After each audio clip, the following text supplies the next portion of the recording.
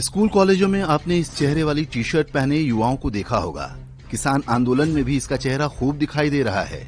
नाम है चे ग्वेवेरा।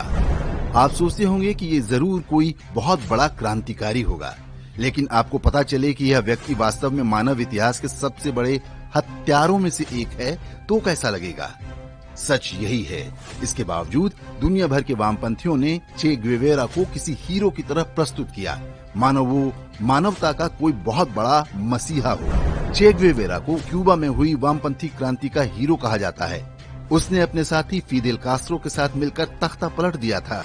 वर्ष 1959 में फिदेल कास्ट्रो ने चे ग्वेवेरा को अपनी सरकार में जेल मंत्री बनाया ताकि क्रांति के दौरान पकड़े गए राजनीतिक विरोधियों को मरवाया जा सके। द हिडन फेस ऑफ चे नामक किताब लिखने वाले जैकबो मशोबर के अनुसार चे ग्वेवेरा ने अपने हाथों से कम 500 लोगों की हत्या की। इनमें 13 साल का एक बच्चा भी था। बच्चे की गलती यह थी कि उसने अपने पिता की जान बचाने का प्रयास किया था। चे ग्वेवेरा ने खुद लिखा है कि देशद्रोह तो दूर की बात है, देश से गद्दारी का संदेह भी किसी की हत्या के लिए काफी है।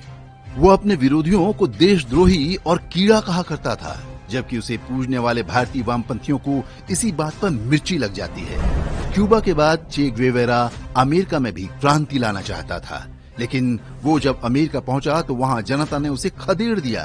चे ग्वेवेरा की छवि बहुत दिलेर और बहादुर व्यक्ति की बनाई जाती है, लेकिन वास्तविक जीवन में वो बहुत डरपोक था। दक्षिण अमेरिकी देश बोलीविया में जब सेना ने उसे घेर लिया, तब वो अपनी जान बख्शने के लिए रोने और गिड़गिड़ाने लगा था। चे ग्वेवेरा ने अपने बारे में लिखा है कि बंदूक की बारूद और खून की गंध से मेरी नाक में हलचल सी मच जाती है।